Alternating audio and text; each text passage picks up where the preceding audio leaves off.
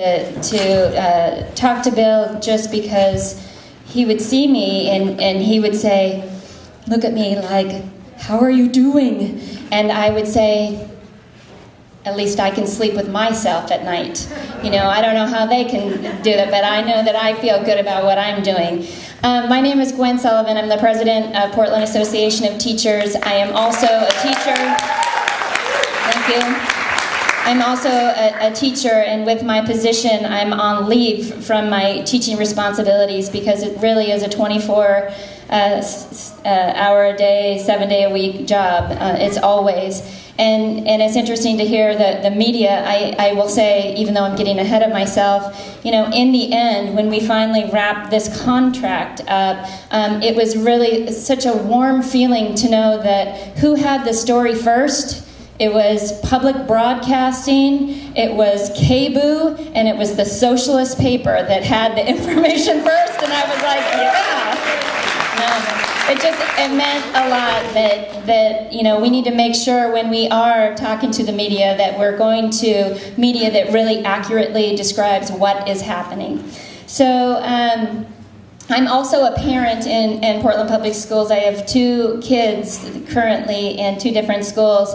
And so, I mean, I definitely live and breathe everything that we did on behalf of this contract. So tonight, what I'm going to kind of describe in a very short amount of time is basically how we got our contract, how we came up with our proposal, the bargain, the process, where we landed and where we're going. So to start off, I would say it was, and many of you may or may not know, but for about the last 20 years, we've been dealing with cuts, declining budget. And after the first year, and I feel like I've lived it and breathed it every single year, but after the first year, you look at it and you go, oh, that's terrible, and you see a small amount of it. And then the next year it happens, and the next year. But that impact, the huge impact over 20 years of every year just chipping away, has a profound effect on our classrooms today. Our ability to meet our students' needs is sometimes impossible. And as teachers, we get into this line of business because we want to work with kids. We want to make a difference in their life. We want to make them critically think and problem solve on their own. And when we can't reach them, it is frustrating for us and for our profession as much as it is for the entire community. So after 20 years of these cuts, there was a moment about 2 years ago where we were talking about what is our vision as these grants are coming to they're being presented to us. Oh, you have this opportunity to apply for this Race to the Top grant.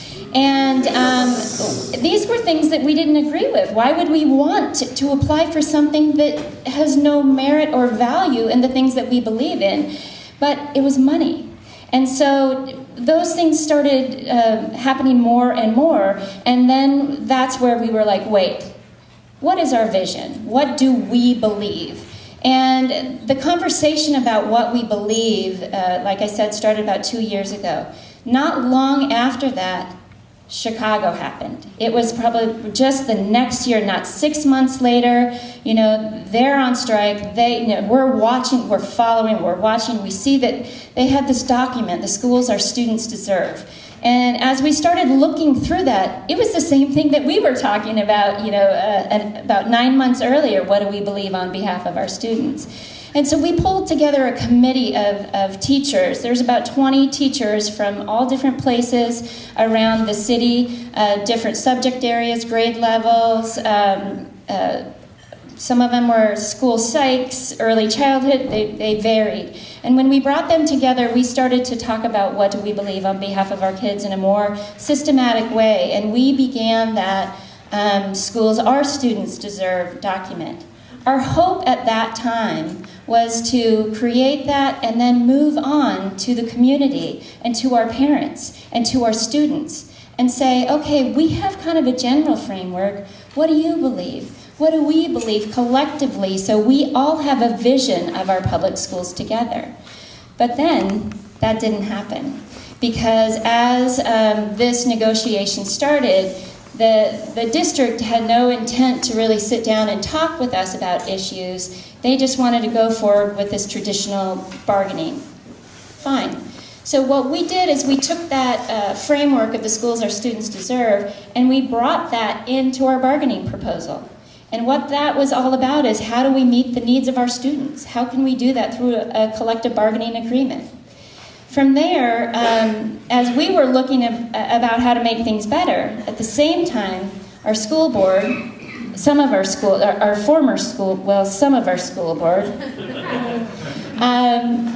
their intent, and district leadership, their intent was not to make things better on behalf of our students and our profession. Their intent was to take down the teachers. It was evident and very clear. It wasn't about, let's work together to figure this out. It's, let's take away your power, let's take away what you do as educators. And as the time went on through this negotiation, it didn't get better, it got worse. What we saw was that every time that we would bring in professional educators to talk about why we wanted to change certain things in the contract, we'd talk about these really horrific stories. They would say, okay, thank you, important conversation, but doesn't belong in a bargaining agreement. Well, when are we going to have these conversations? You know? And the reality is those conversations never happened. They didn't happen in the past. So we kept on pushing, and it got to this point where we were a little ways into it, and then they gave us this, I can't remember how many pages, 13-page legal document that basically said, we refuse to bargain all of these issues, and of course they were the ones that were most important to us. And, you know, things about how opportunities for kids and student testing and class size and caseloads and student loads and, you know, all of these things that are really important, they refused to talk about. We couldn't even talk about it at all. So at that point, we had to change our, kind of regroup and change what we were doing. And not to get too weedy, and I brought my phone so I could see how much time I'm taking up, but at that time we had to take a different strategy, and we had to bring two proposals. One was our original proposal, and the second one became this mandatory proposal, the one that the district it was pretty much forcing us to bargain over. And I say forcing us because the things that we really wanted to talk about, they would say was permissive, so the only way we could talk about it is putting a dollar figure to it. So let me give you an example. So one of the things was about class size. We wanted to, originally in our proposal, we said, here are some national standards of what good practice is, best practices for class sizes and caseloads for special ed and ESL. These are things that we want to do, and we're hoping that you look at this as a way that we can work toward these sizes. So by 2015, what was it? I think it was 2018, that we would achieve this level, that we'd work on something together. That was in our original. But when they said they refused to bargain it, we had to change it. We changed it to, all right, anything over this number, there's an impact pay for every student over that. That's mandatory. If you ask any teacher, do you want more money for more kids in your class? No, we want less students so we can actually meet the needs of our students. But we were forced to do some interesting things, and we did that.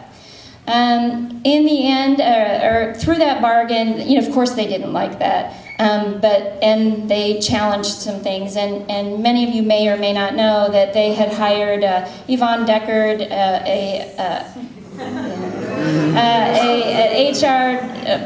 a retired HR director from the city. She's was getting paid $15,000 a month to work on our contract, and not to get too weedy, but she is still on the books getting paid $15,000 a month. So that was happening. You had Yvonne, you had Miller Nash, a law firm that was working on, all the things that we couldn't do, and then you had a very, very aggressive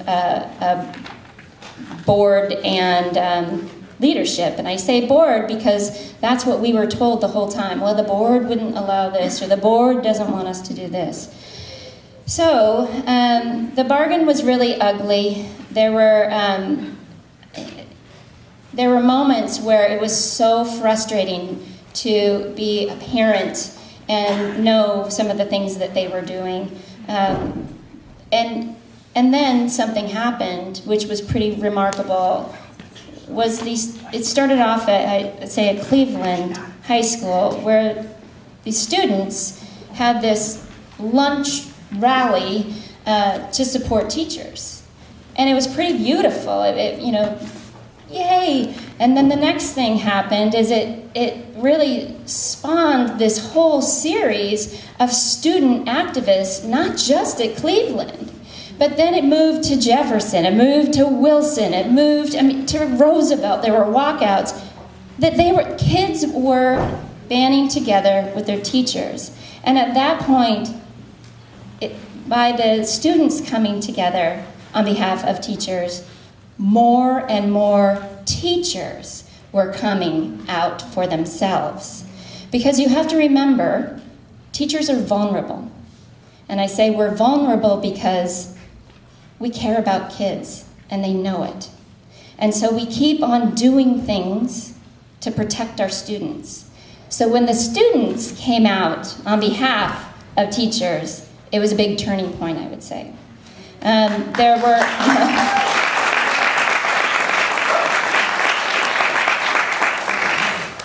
I would say that at that point, there was also this other group of parents and activists, Jobs with Justice, other labor unions, other just activist people out in the community that has this PAT solidarity group. And I remember being in one of the bargaining sessions, and one of the district officials said, "Would you please call off your rally at the district office?" And I could say, "I'm sorry, I have nothing to do with that one." So it was really empowering to see that the parents and the community and the students were all banding together with us. So in the end, I would like to give you a beautiful picture about how it all ended. But I would say the truth is even in that last 23-hour session, it was not pretty. There were moments when it was obvious that somebody was trying to tell us, "Oh, we'll give you this, and we're going to take this away." And the this away was they were trying to get us to walk out the door. They were trying to get us to leave so they could say, "See, the teachers' union," not the teachers, because, they're separate for some reason, but the teachers' union left, and look what we offered. And some of the things in the beginning that they offered were, a few more than the 88 FTE that they originally put. And maybe, I can't even remember at this point what the other thing was. There was like 2 changes. And we could tell they were ready to PR about it. And that we saw that they were going to try to divide the teachers. So then the second things came around, and it was probably 3 a.m. at this time, but they tried it again. And they tried it with something else, and we didn't take the bait. We didn't walk out. And so what ended up happening is and I say we didn't take the bait because if we were to have walked out, at that point they would have said 100 more teachers and a certain percentage raise. And then if you were to bring that back to your own teachers, they'd be like, "Why are we striking?" And the others, we'd be split. That's union busting. So we stayed, and we bargained a little longer, and what we ended up getting is we got a lot of improvements in our language. We got improvements around standardized testing as far as how it cannot be used in employment decisions, which is really cool. We got language around academic freedom and day-to-day instruction, that you don't have to be on this page at this time, that you could actually teach your students based on who your students were and what they needed. Interesting concept, but it was really important. And then we got a new language around respectful working environment. And respectful working environment, some of our schools, the administration there are very hostile. And they do not create a place for good learning or teaching. And so that was really huge for us. Those things don't cost anything. They don't cost anything, but they were really important to us. And then on top of it, a minimum of 150 more teachers, a minimum next year.